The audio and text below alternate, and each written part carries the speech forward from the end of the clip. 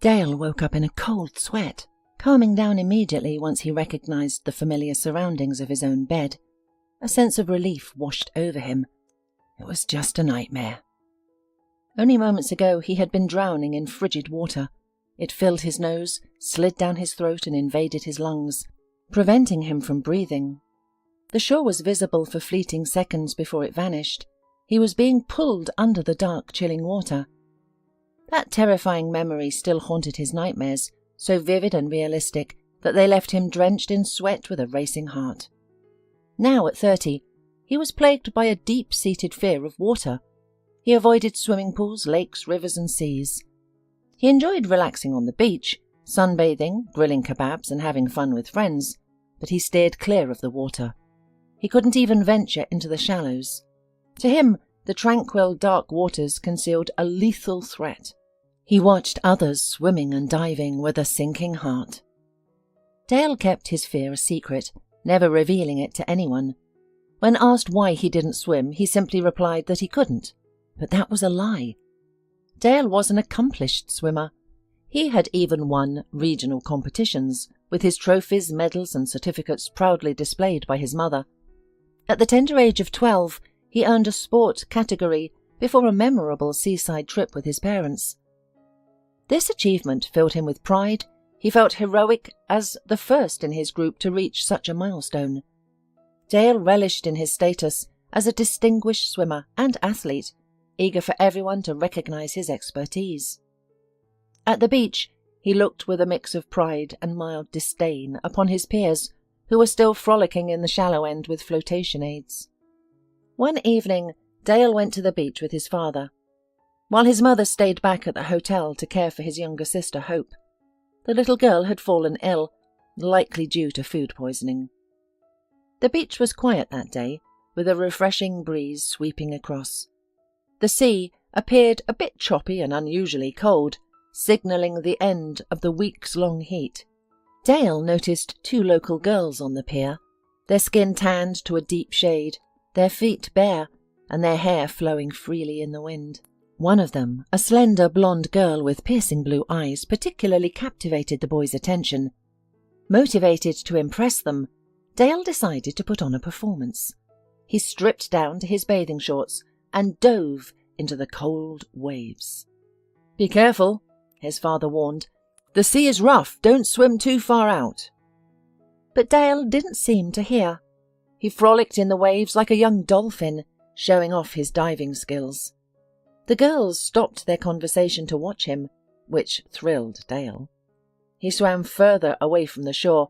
His father, confident in his son's swimming abilities and maturity, left to buy some boiled corn. Suddenly, when he was quite a distance from the shore, his leg cramped painfully from the calf to the thigh. His body, which had previously obeyed every command, suddenly became uncooperative. He tried to paddle with his strong arms, but his lower body was pulling him down. With the shore too far away, there was no help in sight. Few visitors were present at the beach. The girls on the pier disregarded the boy who was striving to impress them, instead focusing their attention on something in the distance. Dale was terrified. He could no longer row due to the sharp pain in his leg, which caused his vision to darken. He then submerged underwater for the first time. All sounds faded away.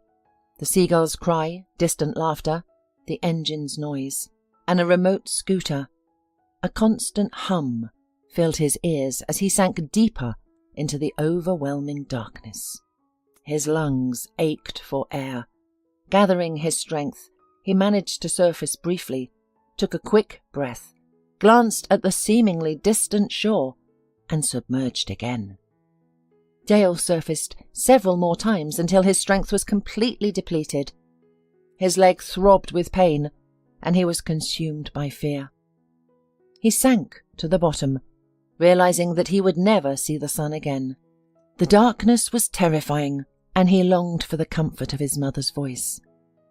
As he started to feel dizzy from the lack of air, and his ears pounded intensely, he felt someone's strong, warm and reliable hands pulling him upwards, towards the light, people and sun. The boy clung tightly to his rescuer and began climbing up the man's wet back. The man pulled him away from himself firmly, and Dale submerged back into the cold, dangerous water. Fear flooded the boy's heart, and he reached for his rescuer again. "Don't squirm, we'll both sink," the boy heard a strained male voice. This sobered him, reminding him of his coach's stories about the behaviour of drowning people who often hindered their own rescues. It was difficult, but the boy stopped resisting, allowing the man to pull him towards the shore.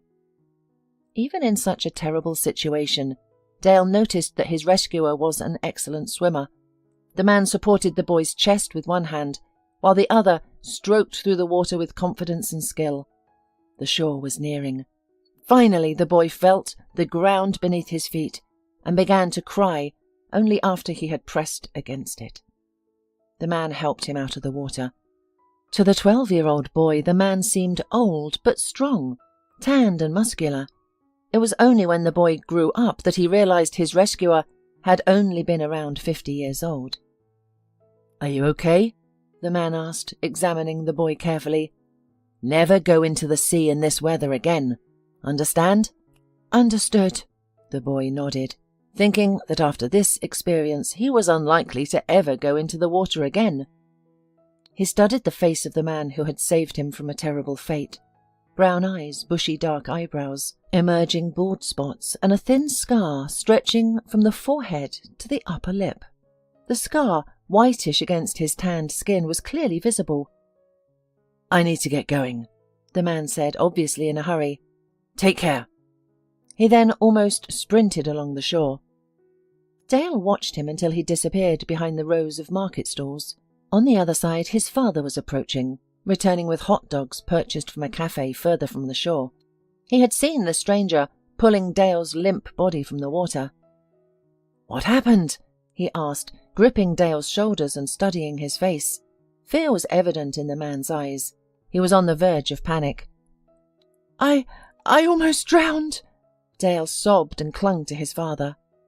The man stroked his son's back and head, murmuring soothing words while trying to calm his hysterical son and find out what had happened. "I went in deep, then my leg cramped up, and I started to drown. Dad, I thought I was going to die. I thought I'd never see you again. But he saved me. He pulled me out of the water. Where did he go? Dad? I didn't even get a chance to thank him." "He ran off behind the tents," the father replied, scanning the surroundings. "I caught a glimpse of him." Once Dale regained his senses, he and his father set out to find the stranger who had given the boy a second chance at life. They roamed the nearby market, asking vendors about the man with the scar. Everyone shrugged, except a woman selling brightly coloured rubber rings, who pointed towards the village. "That's where he went, with a little girl on his shoulders." Undeterred, Dale and his father ventured to the village. However, no one there knew anything about the man with the scar. For the remainder of his vacation, Dale never swam in the sea again. He showed up on the beach daily, hoping to meet his rescuer, but the sea now terrified him. Even stepping into the water ankle-deep caused panic to set in, his heart to tighten, and his breathing to become laboured. After his ordeal, Dale began to appreciate life more. He started noticing the beauty of field flowers and the pleasing trills of birds. He realized how vibrant and fascinating the world is.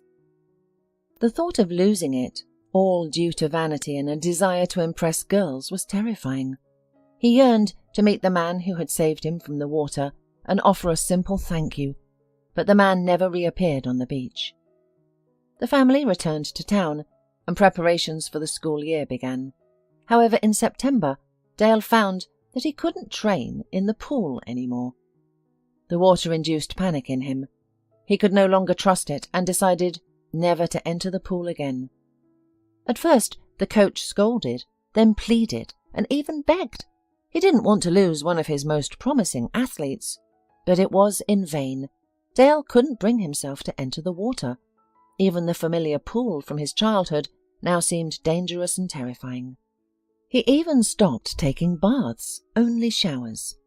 He used to enjoy lounging in a tub filled with foam, finding it soothing and relaxing. But now it stirred unpleasant memories and caused hysteria. His parents, nearly losing him once, treated Dale with special care and didn't pressure him. That's when the vivid nightmares began. He could hear sounds, feel the cold sea waves, and even smell the sea in them.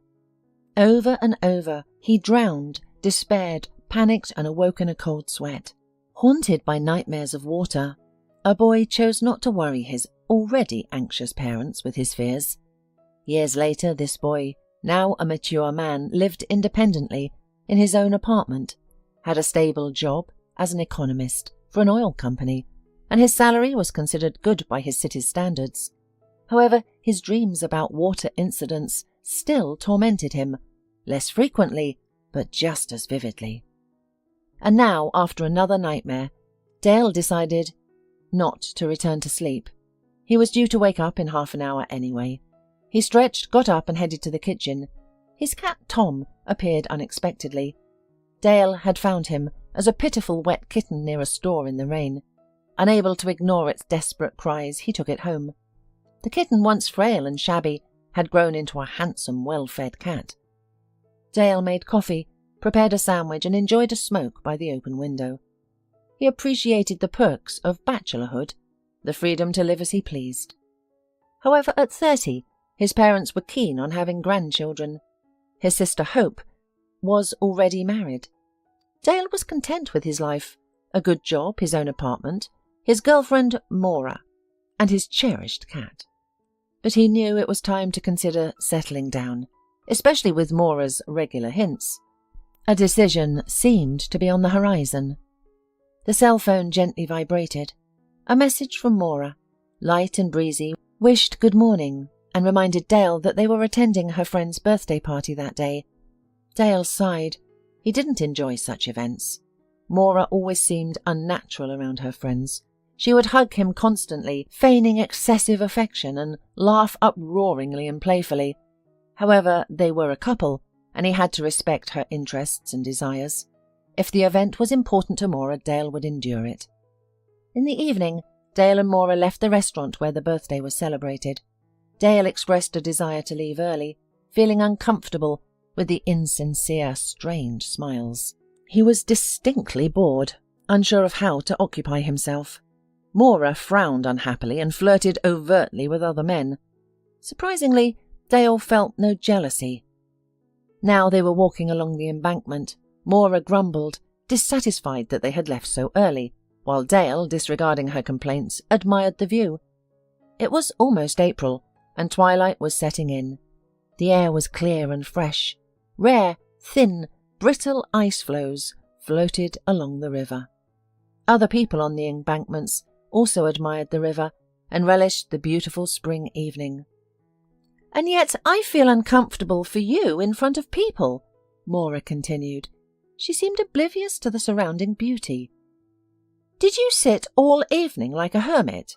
Didn't you even try to socialize? Is it that difficult to act normal?" "This isn't my thing," Dale sighed. How could he explain to Maura that the insincerity of her friends' smiles and their forced laughter made him feel down? Their discussions about the latest phone models and debates about whose car was cooler were merely annoying. It was as if there were no other conversation topics. How could Maura not see that? "Take a look at the evening," Dale smiled, gesturing towards the embankment. "If we'd stayed there, we would have missed this wonderful sunset." "You're changing the topic again?" Maura frowned. "You always do that. The evening is just an evening, rather unpleasant and cold. I'm starting to feel chilly. Let's call a taxi. Your idea of taking a walk was foolish." "All right, a taxi it is," Dale agreed easily. How about we go to your place?" Maura's voice visibly softened, and a smile played on her face. Dale was aware that his girlfriend had been eagerly awaiting for a marriage proposal, or at least an invitation to move in together. He understood perfectly her expectations, but still was not ready to share his bachelor pad with her. Dating and spending time together were enough for him. At times, he felt guilty for keeping her waiting, especially after dating for such a long time. It seemed like they should be preparing for a wedding. Maura frequently dropped hints, which made it clear she was ready. Despite this, Dale continued to delay. He was trying to figure out whether he didn't want to marry at all, or if Maura was simply not the right person for him. Lately, he was leaning towards the latter. It baffled him how he hadn't noticed their differences before. The constant arguments over small things were becoming a routine. In the early stages of their relationship, these issues were non-existent. Maura supported him in everything, and it seemed as though they had similar views on life, but now she was increasingly disappointing him. But Dale was not eager to end the relationship, as there were many good aspects to it. He hoped this was just a rough phase, a crisis that would pass, and everything would return to normal. "Yes, let's go to my place." Dale smiled gently. Maura brightened up and linked her arm with his, while Dale wrapped his arm around her waist. Suddenly, Dale noticed something unusual on the bridge. Although there were few people due to the cold, a woman in a coat, trying to control a mischievous little girl, caught his attention. The child kept trying to reach through the bridge's railing. Dale sensed an impending tragedy. Maura was talking, but Dale was too focused on the situation unfolding on the bridge to listen. Why didn't the woman simply pick up her daughter and move away from the edge? Didn't she see the danger? The girl was small and could easily fit through the bars. Then the unthinkable happened. The girl slipped from the woman's grasp, propelled towards the railing. The wide-set bars didn't stop her, and she tumbled into the water like a bright ball. Dale watched in horror, the moment seeming to happen in slow motion. The girl fell down into the icy water, and the air was pierced by a terrified, desperate scream from the woman. "What's wrong with her?" Maura asked, not having noticed what had transpired. "The child fell into the water," Dale replied. He was already sprinting towards the fence, separating the sidewalk from the shore, shedding his hat and down jacket along the way. Onlookers gathered on the bridge, some calling for rescuers or an ambulance. Dale knew he had to act fast. There was no one else to help her, except him. "What are you doing?" Maura tried to grip the sleeve of his sweater. "You can't swim! Stop! If you do this, you'll never see me again!" Maura shouted in desperation, hoping to dissuade him. But Dale kicked off his shoes and waded into the water. The cold rushed over his body, chilling, stiffening, terrifying. But he took a deep breath and plunged further into the icy water, now up to his chest. Fear resurfaced as memories from his childhood flashed before his eyes. The moment 12-year-old Dale nearly drowned. Panic threatened to take over, but he forcefully suppressed it. There was no time for fear now.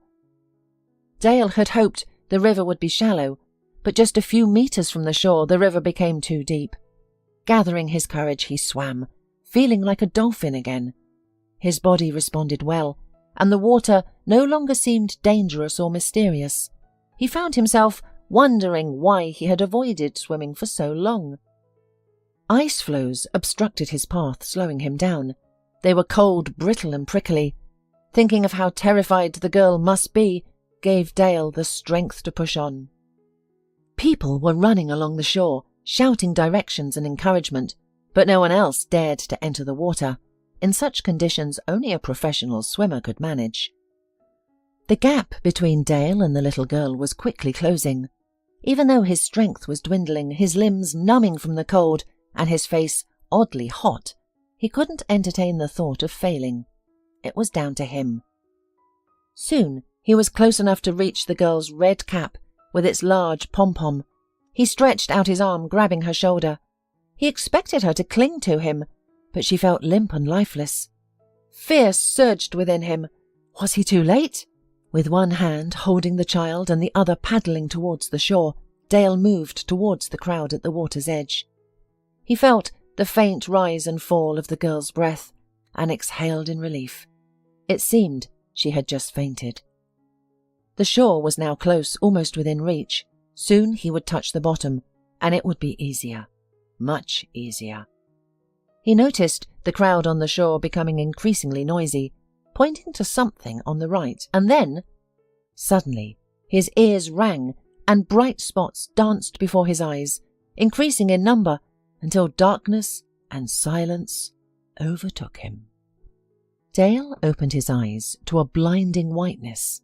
He looked around, taking in the unfamiliar devices, blinking lights and the hum of machinery. Wires were connected to his head. Confused, he sat up, only to be overcome by dizziness and nausea. He quickly lay back down, feeling slightly better. He realized he was in a hospital. His last memory was of a shoreline and a girl collapsing in his arms. Concern for the girl overwhelmed him. Had she been rescued? But there was no one to ask. He was alone. Soon, a nurse entered the room. She approached him, apparently intending to change the IV drip. "What happened?" Dale asked. Was that his voice, so weak and shaky? "You're awake!" The nurse smiled broadly. "That's wonderful. I'll get the doctor right away." "Wait," Dale said, holding her by the robe. "Do you know what happened to the girl? She was drowning and I tried to save her." "She's fine." The nurse's smile grew even wider, more welcoming. "The little girl wasn't hurt. And you're a real hero." The woman left the room. Dale was alone again, now smiling. His actions hadn't been in vain. The child was safe. He could breathe again. But he had a new question. What had happened to him? The shore had been near. Why was he in such a state? Dale couldn't remember. A few minutes later, the doctor, a tall man with tired eyes and glasses, entered the room. He shook Dale's hand, calling him a hero. He then took a flashlight from his pocket and carefully shone it into Dale's eyes after lifting the patient's eyelids. "The swelling is going down. That's good," the doctor summarized. "And you, young man, are a real hero. You've even made the news. There are videos on the internet. New sites are all writing about you. We need to let the press know you've regained consciousness. They'll want to interview you, but that's for later, when you're stronger." Dale shuddered. He didn't like all the attention. "You're a swimmer, aren't you?" the doctor asked. "You jumped into the icy water without a second thought. The current was so strong." "I used to swim a long time ago as a child." "If it wasn't for you, that girl wouldn't have a chance. But don't worry, she's been taken to the children's hospital for a checkup. She has no injuries. You were less fortunate, but she had her second birthday that day." "What about me?" the man asked. You were unlucky. A heavy log carried by the current crashed into you near the shore. Despite people's attempts to warn you, it hit you. The blow landed on your head, but thankfully you were near the shore, and you and the girl were pulled ashore. The ambulance was already on its way due to the emergency call, so help arrived quickly. A large hematoma formed in your brain from the blow. An urgent, extensive and dangerous operation was necessary. The outcome of this intervention was unpredictable, but without surgery you wouldn't have survived. There were no predictions, admitted the doctor. But there is justice in the world. You've woken up. The whole hospital is celebrating. Everyone was very concerned about you. Everything will be fine now. However, the doctor was premature in his assurance. Dale didn't improve. He felt dizzy with the slightest movement. He wasn't transferred from the ICU to a regular ward due to his weakness and instability. The doctors did everything they could, but there was little improvement. Dale couldn't leave his bed, often felt nauseous, and frequently suffered from headaches. He spent most of his time in a semi-conscious state. He was plagued by reoccurring nightmares about drowning and the new ones where he couldn't save a girl. She kept slipping from his grasp and sinking to the bottom while he watched helplessly. It was terrifying. The doctor allowed Dale's family and friends to visit him, but ensured their visits were brief. Dale was very frail, and any unnecessary excitement could harm him. Dale's parents were the first to enter the ward. He was delighted to see them. His mother appeared tearful and worried, while his father maintained composure, but his eyes betrayed his anxiety. "We are proud of you," his father said, taking a seat on the edge of the bed. "Why did you put yourself at risk like that?" his mother sobbed, embracing her son. "You could have died, especially since you haven't swum in so long. It's terrifying to think what could have happened." "I had no other choice," Dale admitted. Yes, he was in a critical condition now, but he and the girl he saved were alive. That was what mattered. His friends also visited. They showed Dale internet clips about him, lifted his spirits and updated him on the news. However, Maura never visited him at the hospital. Dale didn't miss her, but he was curious. One morning, the doctor entered the intensive care unit with a beaming smile. "The latest examination results are promising," he informed Dale. "The new treatment is producing remarkable results. We're making progress." Dale smiled in response. He had been feeling better and could even sit up for a while. His recovery was progressing slowly but steadily. He felt better. Each passing day, his strength and energy returning. The improvement was undeniable. Eventually, he was allowed to stand. With the doctor's help, Dale walked to the window and back. He noticed spring was in full bloom. He wished he could go outside, breathe in the fresh air and stroll around the hospital square. A few days later, Dale was transferred to a general ward. His surroundings immediately felt more comfortable, simpler and friendlier. He had people to converse with, and he felt strong and healthier each day. On the first day, when visits without special permission were allowed, she came. "Go downstairs. There's a woman waiting for you," said the nurse who entered the room. Dale slowly descended the stairs, taking pleasure in his regained freedom. He expected to find Maura in the lobby. He had asked friends and family why she hadn't visited him, but they all sidestepped the question. Dale concluded that she was likely too afraid to see a loved one in intensive care, given her sensitivity and emotional nature. Now that he was in the general ward, he believed she would come to see him. However, the lobby was empty, except for a single woman. It wasn't Maura. This woman was slender, tall, with large eyes that conveyed both strength and fragility. Her long brown hair fell in waves down to her shoulders, catching the sunlight beautifully. Dale found himself admiring the stranger, her precise facial features and graceful movements reminiscent of the dancers in Degas's paintings, despite her merely sitting in a chair with no intention of dancing. Upon noticing Dale, the woman jumped up and rushed toward him. There was no doubt she had come to see him. "Good evening," Dale smiled. "Have we met before?" "How to say," began the woman, visibly embarrassed. "I know a lot about you, Dale, but you haven't met me yet. Allow me to introduce myself. My name is Gladys." "Pleased to meet you," Dale responded, keeping a close eye on the woman. Her voice, movements, and demeanour all seemed charming, captivating, and oddly familiar. It was an odd but pleasant sensation. You saved my daughter. And me too." Suddenly it all made sense. This was the mother of the girl he'd saved. Dale found it difficult to look away from her large blue eyes, which contrasted beautifully with her coffee and milk skin. The realization that this beautiful woman had a daughter, and likely a husband, was disappointing and almost painful. "So, the girl on the bridge was your daughter?" he asked. "Yes," Gladys confirmed, nodding. "That was Sophie. She threw a tantrum right there on the bridge. I couldn't hold on to her. She broke free from my grasp, slipped, and fell down." Taking a deep breath, Gladys relived the horrifying moments that could have forever altered her life. Dale instinctively put his arm around her shoulders, offering comfort and support in her time of need. "What are you so worried about? It's all behind you now. Is your daughter okay now?" "She's fine," Gladys nodded. "And it's all thanks to you." "Where is she now?" "She's in the hospital." "What? In which hospital?" Dale was distressed. The man had spent over a month in the hospital, and although he was still recovering from his serious trauma, he had been told the girl was virtually unharmed.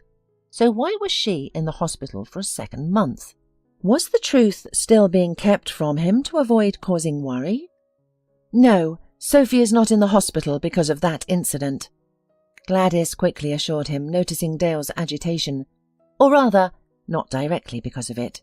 It wasn't the water that hurt her. "I don't understand," the man admitted. "I'll explain now. Our story is not a simple one." The 6-year-old Sophie was an unusual child. She was born healthy and strong. For the first year she developed like any other child, but then the relatives started noticing peculiarities about the little girl. She didn't show interest in people, fixated on the same objects and actions, and was frightened of sharp sounds. She preferred silence and solitude, while her peers were actively exploring the world. Instead, Sophie sat in the sandbox, filling and emptying a bucket of sand, over and over again. Sophie's tantrums began about 1.5 years ago. Any small thing could trigger her. It was unpredictable. Suddenly, Sophie would lose control, screaming frantically and writhing as if terrified. Finally, Gladys took her to a neurologist. The experienced doctor referred them to a specialized medical center. There, Sophie was diagnosed with an incurable condition.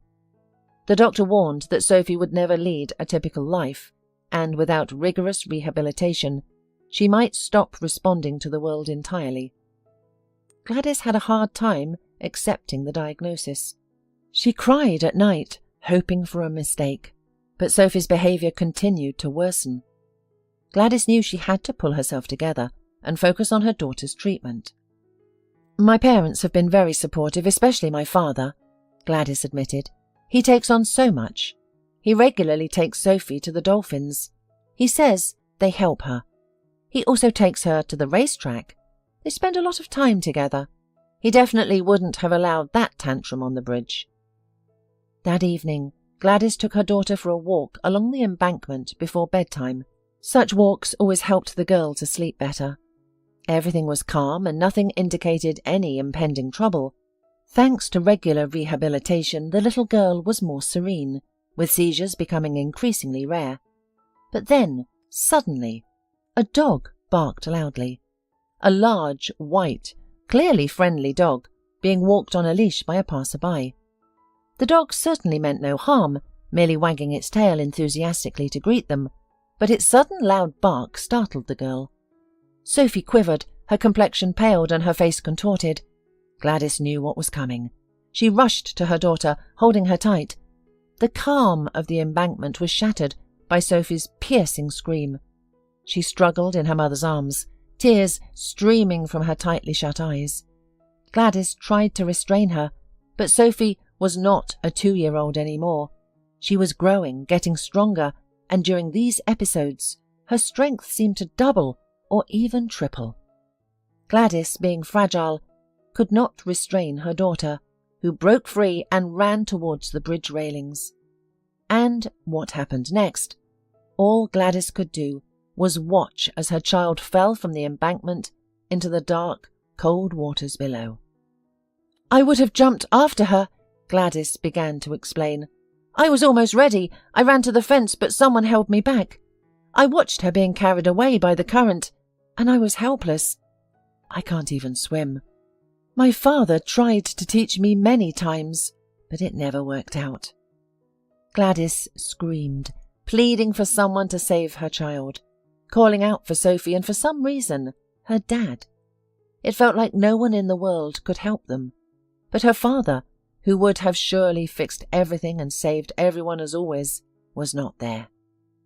He and her mother were on their way to the other side of the country to visit relatives, and Gladys, left alone, was struggling to cope. She blamed herself for Sophie being in the cold water. It was her negligence as a mother. Gladys then resolved to jump into the water. No one would hold her back. How could she live without her daughter, and with this heavy burden of guilt on her soul? And then she saw a man on the bank shedding his clothes as he rushed toward the icy river. Sophie was relatively close to this man. There was hope, a real chance of a safe resolution. I was mentally judging you then, cheering you on. You were my only hope. I was so grateful for your courage, for your disregard for your own safety. While others just watched, you rushed to my aid. And then this log on the shore. I went into the water with other men to pull you out of the water after you bumped into that unfortunate log. Luckily at that time, paramedics arrived. They quickly examined you, loaded you onto a stretcher, covered you with a thermal blanket and took to the hospital. Sophie and I were taken to the children's hospital. We spent a couple of days there while she underwent examinations. Thankfully everything turned out to be normal and they let us go. That's when I found out about your condition. It wasn't difficult to find out. It was a high-profile story. You were seriously ill after the surgery. There was a significant chance you could have been left disabled. Really? Dale was surprised. They didn't tell me that. I believe your parents requested that you not be told, Gladys replied with a smile. I've gotten to know them quite well during this time. They're wonderful people. They mentioned that you almost drowned as a child. Since then, you never even dipped a foot in the water, and yet here you were, rushing to save a child. It was an automatic reaction, Dale said, smiling in return. I can't even begin to tell you how relieved I am that the girl is all right. But you mentioned she was in the hospital. Sophie is a special child, Gladys sighed sadly. We try to protect her from stress and unnecessary worries. It's not good for her. And the incident certainly wasn't helpful. That's why she had to be hospitalized so unexpectedly. But she's doing much better now. Much better. That's good, Dale smiled. I'm glad to hear that. I don't even know how to thank you, Gladys admitted. You saved my daughter's life, and mine as well. I feel that anything I do won't be enough. Oh no, protested Dale. It was a natural act. I just happened to be at the right place at the right time. Still, I do feel guilty about your condition. Do you need anything? Medication, a checkup, anything at all? I spoke to my father, and he, along with my mother, will be in town soon. We're all willing to help you in any way we can. I'm embarrassed by all this, Dale confessed. You should use the money for your daughter's treatment. You must be going through a hard time. I think I've repaid my debt. Dale felt as though the incident on the embankment was not an accident. He had spent his life feeling guilty for not thanking his saviour. Now, having saved a child himself, he felt a sense of closure. To alleviate Gladys's guilt, he shared his story with her. It turned out she already knew it from his parents. It seemed that they had been communicating with her frequently. Where is the girl's father? Dale dared to ask that had been bothering him for a while. Gladys frequently talked about her own father, but she never mentioned her husband. What kind of father is he? Gladys asked with a bitter grin. Sophie is only mine. I was once by the sea with my friends during my student days. We enjoyed the sun, beach, and laughter. I had a fleeting resort romance with a fellow student. We didn't exchange contacts because we didn't plan to continue, and our feelings fizzled out by the end of the vacation. Back home I realized I was expecting a child, and I couldn't bear to give it up. That's how Sophie came into my life. Yes, I'm such a fool, Gladys smiled, but I don't regret anything. Even after learning about my daughter's diagnosis, I have not regretted it once. My parents are a great help. They love Sophie.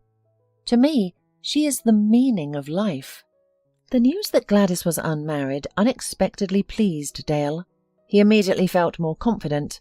Oddly enough, he found himself wanting to see Gladys again, to talk to her. Her presence filled him with joy and energy. Visiting hours are over, the stern nurse announced. Can I come again? Gladys asked. I'll be waiting for you. Dale smiled, giving her palm a gentle squeeze. He couldn't stop thinking about his captivating visitor. Her beautiful face, delicate yet strong, resurfaced in his mind. Raising a challenging child alone was no small feat. He found himself wanting to please, protect, and defend Gladys. Oddly, Maura had never invoked such feelings in Dale. Even at the start of their relationship, Maura. She still hadn't shown up at the hospital and hadn't answered her phone. Friends and relatives remained silent, revealing nothing. Dale began to worry. Could they be hiding something? Had something happened to Maura? Nothing has happened to her, Kevin sneered as Dale's friend and colleague he had stopped by after work. So what's going on then?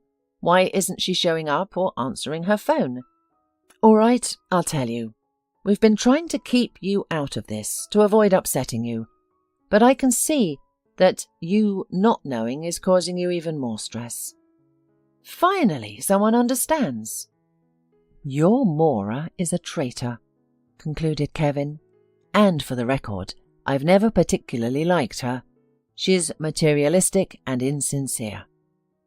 Well, you be careful. Dale was displeased to hear these words about his girlfriend. Whatever you say, Kevin shrugged. After all, she left you, betrayed you, when she learned you might become disabled.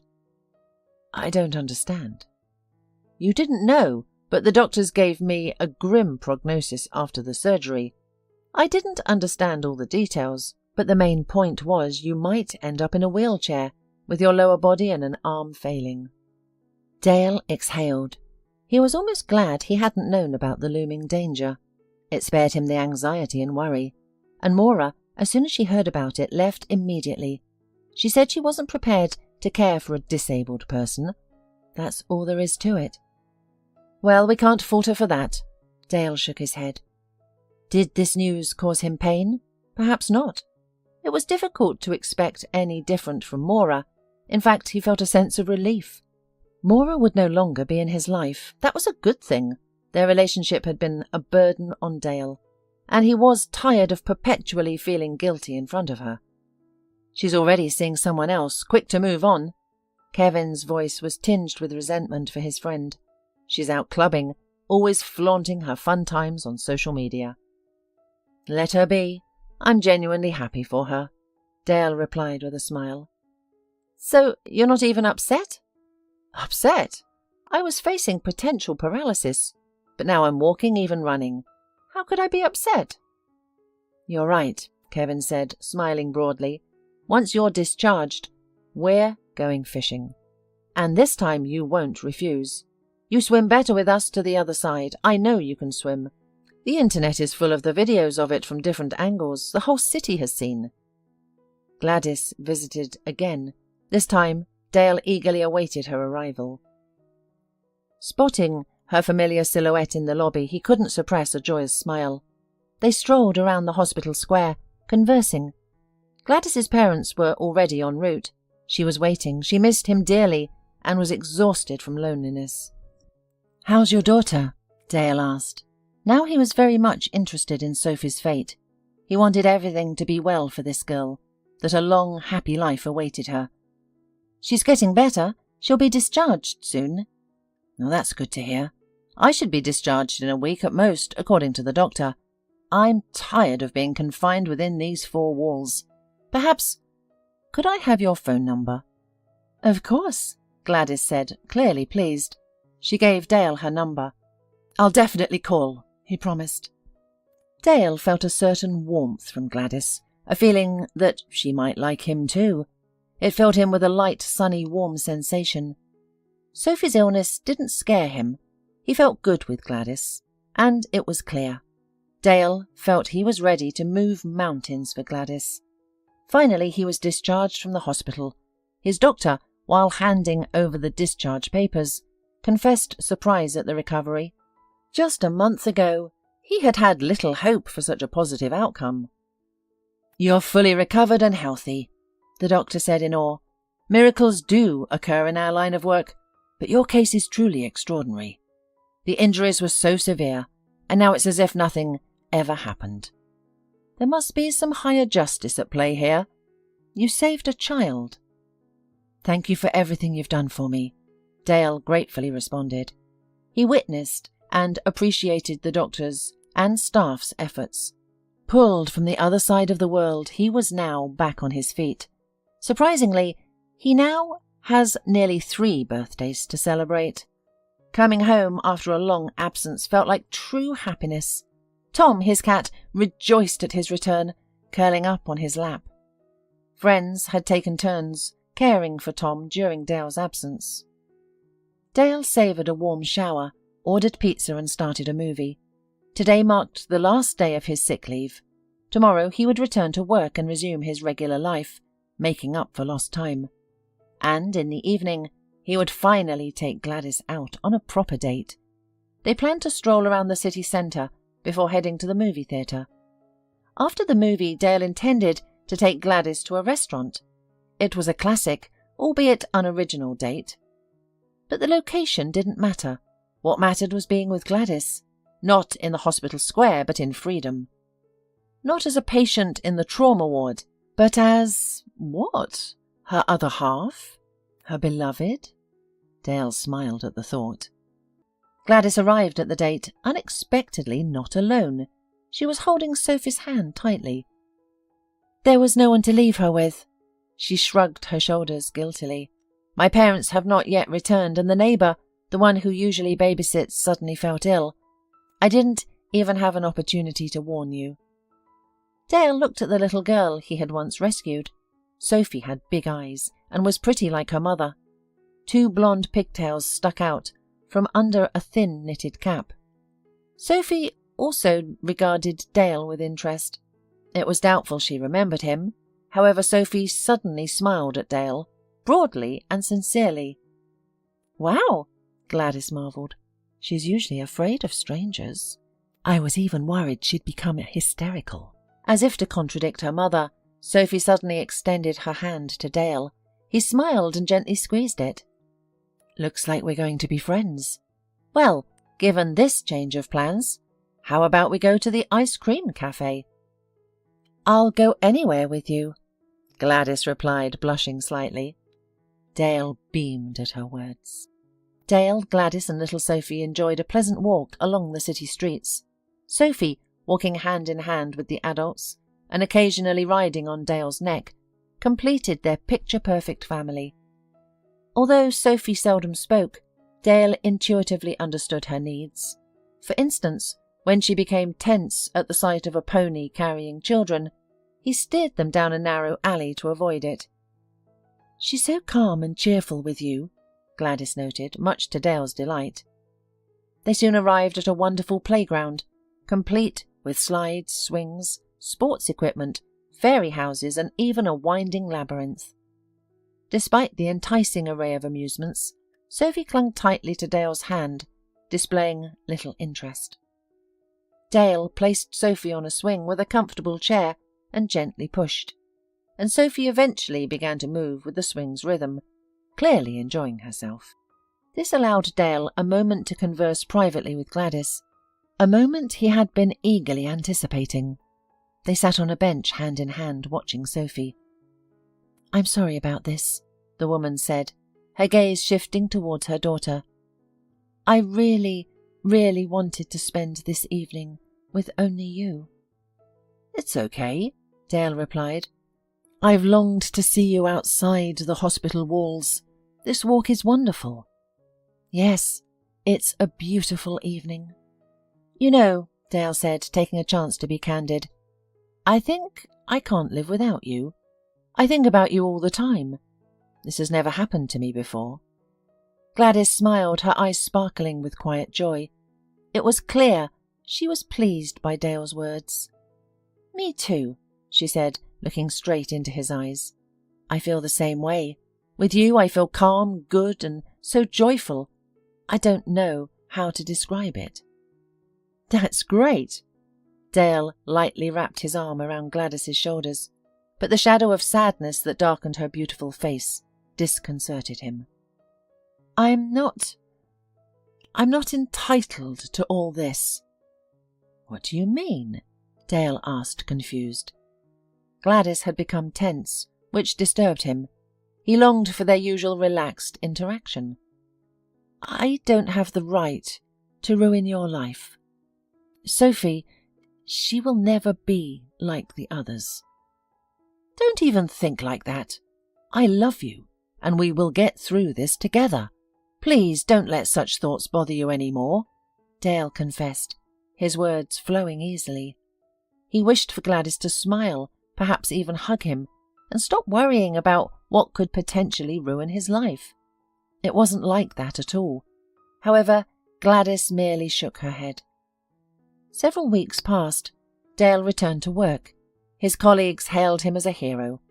First, it was due to the sensational story of rescuing a girl, and second, Dale had a lot of cases to handle that only he could manage. "You saved the child. Now, save us," the chief joked, handing Dale a stack of documents to process. "And prepare yourself. We're moving you to the planning department. You'll be leading it now." What a turnaround, Dale smiled. He had long awaited this position. It was interesting, and most importantly, it paid significantly more. "You deserve it," exclaimed Kevin, clapping Dale on the shoulder. Dale continued to see Gladys almost every evening. Her parents returned to the city, and Sophie often stayed with them now. But Dale found himself missing the girl, and would sometimes ask to take her for a walk. He enjoyed pleasing and surprising her. Seeing her smile meant a lot to him. He would always think of something interesting for her, such as visiting a husky kennel or a reserve with deer and roe deer. They also enjoyed forest walks. Although the little girl couldn't express her feelings in words, it was clear that she loved her saviour Dale with all her heart. One warm spring evening, Dale and Gladys were walking along the embankment. "You know, I first noticed you at this very spot," Dale suddenly recalled, "and you were over there on the bridge." "It's frightening to even think about that night," Gladys admitted. "But on the other hand, we never would have met otherwise." "I think we would have met anyway." Dale hugged Gladys tightly. "I would have found you for sure." "By the way, my parents, I've told them so much about you, they're eager to meet you. Do you mind?" "Why would I mind? Of course. I'm okay with it," Dale responded. "You see, even if we didn't have our relationship, my father would still want to meet you. You saved Sophie, his favourite. He's truly grateful to you. And my mother too. They want to thank you." "No need," Dale protested. "I was just returning a favour. I was once saved too. That man took a risk. There were sizable waves in the sea. But fate has already rewarded me. I've never felt this way about anyone before you. By the way, I take a vacation coming up in a month. I was thinking maybe we could go to the sea. You, me and Sophie." "Really?" Gladys's eyes lit up with joy. "But didn't you say you were afraid of the water?" "I guess after that incident my phobia disappeared. You know, I even enjoyed being in the water despite the circumstances. It's a pleasure I had forgotten." The meeting with Gladys's parents had to be postponed. Sophie fell ill, and Gladys couldn't spare any time these days either. Dale missed them. He bought toys and fruit for the girl and delivered the package to Gladys's house. Her parents were out visiting someone. That same evening, Dale received a call from Maura. He was surprised to see her name on the cell phone screen. He had thought she had forgotten about him. "Hi, how are you doing?" she asked, as if nothing had happened. "I'm doing fine," Dale replied. "I know it's good." Maura's voice suddenly turned respectful. "They say you're dating the mother of the girl you saved." "Yes," replied Dale briefly. "It's true. We are dating." "You were quick to forget me." Dale grimaced. Maura had left him during a difficult time while he was in the hospital, and now she was making claims. "It was you who left me first," he reminded the woman on the other end of the line. "You don't know anything. I have a lot to explain. Why don't we meet?" "Let's do it over the phone right now." "This is a delicate conversation. It's better to meet in person." Well, okay. In an hour at our usual cafe. When Dale arrived there, Maura was already sitting at a table by the window. She looked wonderful. Light makeup, a dress that emphasized her figure. It was clear she had tried, but why? Did she want to win him back? That wouldn't be possible. "Hello," Dale greeted, taking a seat next to her. Maura smiled sweetly and openly at him. The grumpy, perpetually dissatisfied girl she had lately become was nowhere to be seen. "I understand everything. You thought I betrayed you. You thought I abandoned you in the hospital in serious condition." "To be honest, it did look that way." "That's exactly how it looked. I just needed to come to my senses. There's so much on my mind. You were in the hospital. You were injured right in front of me. It was horrible. I thought you were dead. And then I received the news." What news?" "Well, the night we were walking along the promenade, and it all happened. I wanted to tell you that I'm expecting a baby." Dale recoiled from Maura. "A child? "What child?" That's impossible." His eyes darkened. "But you were drinking at your friend's birthday party. Why, if you knew it could harm the baby? If you were pregnant?" He didn't mean to say that. He was at a loss for words. He recalled that Maura was never without a glass of wine at the party. "I was just pretending, filling my glass with soda to avoid questions," she responded. "And now what?" Dale asked, still in shock. "It's okay," Maura reassured him, placing a hand on her still flat stomach. "I'm expecting a baby. Our baby. I think it's a boy." "Why did you keep it a secret for so long?" Dale asked, still reeling from the news. His life had been going so well, and now this was like a bolt from the blue. He thought of Gladys's likely disbelief. His heart clenched at the thought of telling her. "At first I wasn't sure if you'd survive. Then they said you'd be disabled," Maura explained. "I was scared. A child requires so much time and care, and if I also had to care for a disabled person, I didn't think I could handle it. That's why I kept quiet." "I need to think about it," Dale said, standing up from the table. "I'll give it some thought and then we'll decide what to do." "I know you're seeing that girl, the mother of the girl you saved." Maura held up her hand. "But there's a stranger's child there, and a sick one too, and here He'll be ours. Our own. Do you understand? Healthy and dear. Do you understand?" "Maura, I need time," Dale repeated, removing her hand. "I'll call you, I promise." "I'll be waiting. Very much. After all, I love you." At home, Dale turned on the television for background noise and sank into the sofa. What a revelation.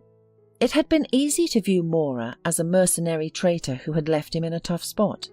The problem had resolved itself and Dale's conscience was clear. But now this. He was going to have a child, his own. 6 months ago this news would have delighted him, but now his life was Gladys.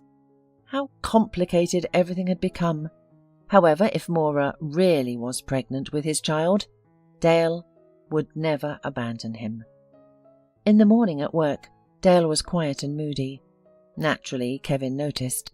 By lunchtime, he walked into his friend's office. "What's wrong?" Kevin asked, taking a seat in the visitor's chair. "Oh, nothing. The past just reared its head at an inconvenient time." "Maura, is she—" Kevin had always been particularly perceptive. Dale nodded. "Send her away. She found out you'd been promoted, so she showed up right away. Maura has always been a mercenary and calculating person, but I hope you told her the position was taken." "She knew it herself." "What a weasel," Kevin grinned. "I wish I'd seen her face when you blew her off." "I didn't," sighed Dale. "Maura is expecting a child from me. I don't know what to do about it." "Wait a minute," Kevin quickly thought. "Something doesn't add up with what I know about her. She was out clubbing and drinking while you were in the hospital. I even saw a picture on social media. That doesn't sound like the behavior of a pregnant woman." "I don't know. Maybe the stress was getting to her." "Are you sure it's actually your baby? While the doctors were trying to save your life, she was dating someone else." Dale shrugged. How could he be even sure of anything? "If it's your baby, the due date would be around 3 months, maybe even a little more," Kevin continued to ponder aloud. "I'd check it out if I were you." "How?" "Go to an ultrasound together. They'll tell you exactly when it's due, and everything will be clear." Kevin's idea intrigued Dale. Going with Maura to the ultrasound could imply distrust, which might offend her. However, he called to his ex-girlfriend and arranged a meeting at a cafe near the medical centre, asking her to arrive at a specific time. He did not reveal the real reason for the meeting, suspecting that Maura would refuse and find numerous excuses to avoid the procedure. Dale arrived at the cafe well before the agreed time. Fortunately, it was not crowded, as he anticipated that Maura might cause a scene. She had always loved theatrics. Finally, Maura burst into the cafe, slender, beautiful, adorned in a light white dress. Her face split into the sweetest smile at the sight of Dale. Confident in her victory due to the undeniable argument of being pregnant with his child. However, Dale's mention of an ultrasound appointment in 15 minutes sent her into a fury. "I'm not going anywhere. I won't unnecessarily expose my baby to ultrasound. It's harmful. I'll end up with a sickly baby, like your new girlfriend." "An ultrasound is necessary at your stage of pregnancy," Dale gently countered. "I've researched. It's time for your first screening. Let's go together. We'll resolve all doubts at once." "But I refuse." "Is it that you don't trust me?" "I don't trust you," Dale admitted. "How can I trust you when you acted so strangely while I was in the hospital? But if we get the ultrasound and you're right, I'll be extremely embarrassed." "I won't go," Maura continued to resist. "It's downright humiliating. Why don't you trust me?" "Because we haven't spoken in so long. Then you suddenly appear and reveal this news, and I'm already seeing someone else. I have a right to know for sure. Don't you agree?" "Screw you," Maura retorted, throwing a glass of water in Dale's face. Dale was relieved he hadn't ordered coffee. "I'll raise the child without you." "If you have nothing to hide, prove to me what a scoundrel I am." From Maura's confused look, Dale had already surmised the truth. Naturally, Maura was not pregnant, but he needed solid proof to dispel all doubts. "There's nothing to prove," Maura suddenly hissed. Her plan had utterly failed. "You're not a sneak, but a fool. If we had been together, if we had married, I would have given you a healthy child and been an excellent wife. But you're stuck with that woman and her disabled daughter. Why would you want that kind of happiness? You must be a fool. So, there's no baby after all." "That's what I suspected." "You suspected correctly. Yes, there's no baby. I fabricated the whole story to prevent you from ruining your life. I wanted to save the fool.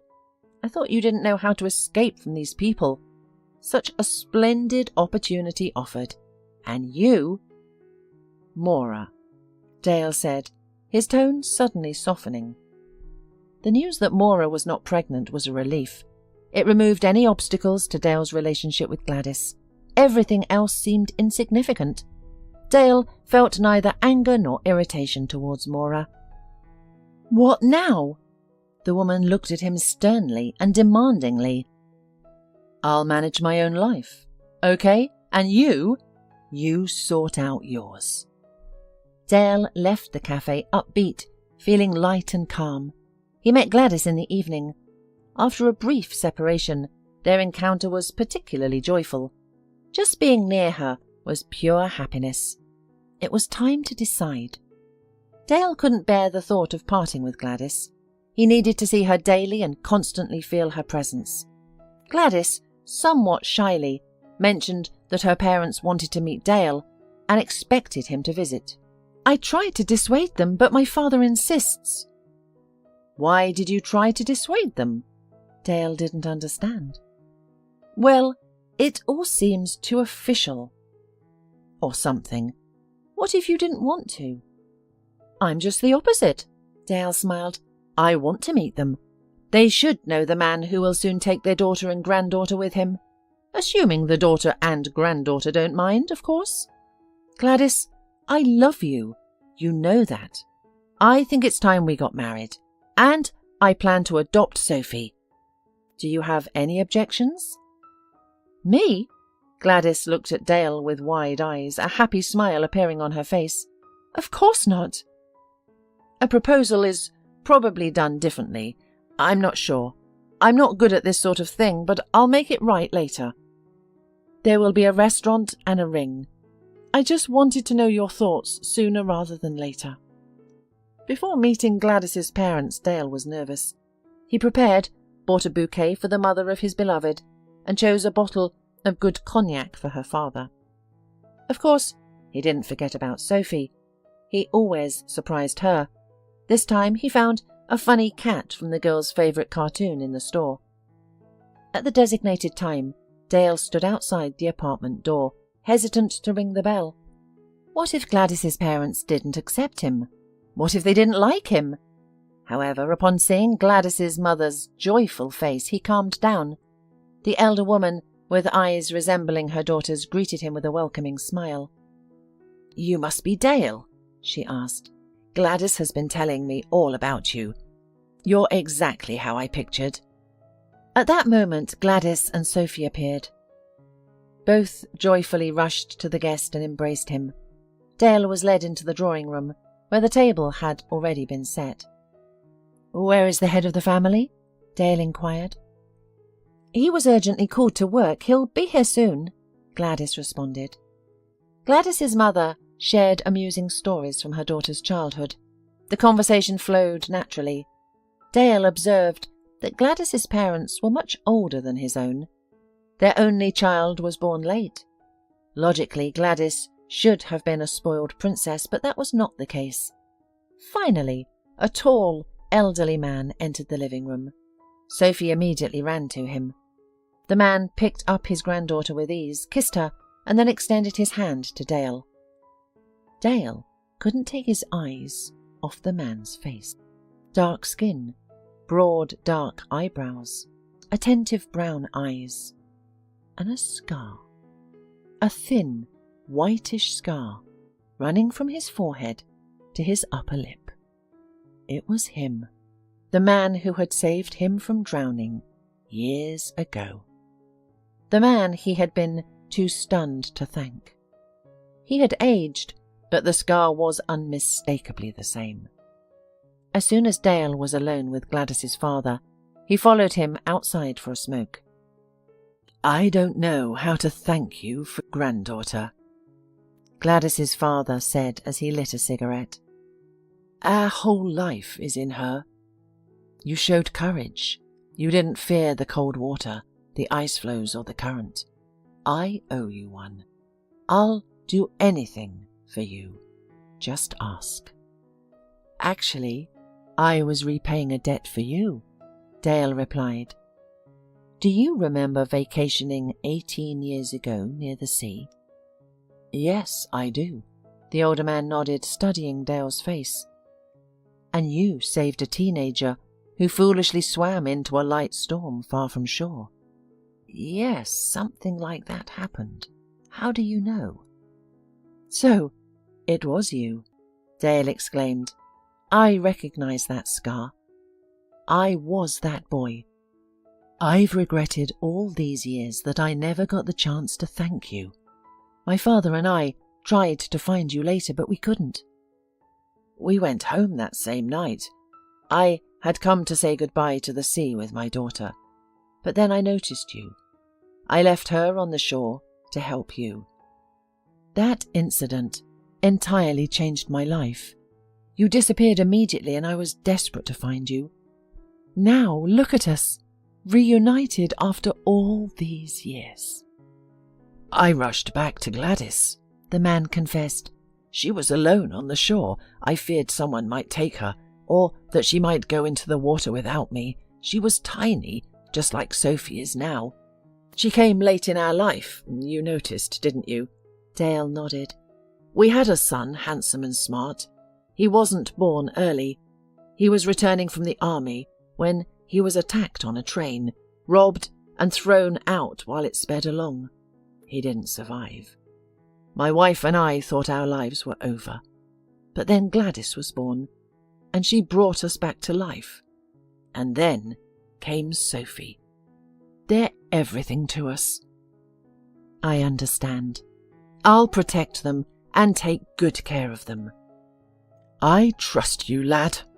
Gladys's father clapped Dale on the shoulder amiably, then added, "If I hadn't saved you, a teenager, from the water that day, no one would have been there to save my Sophie. God works in mysterious ways."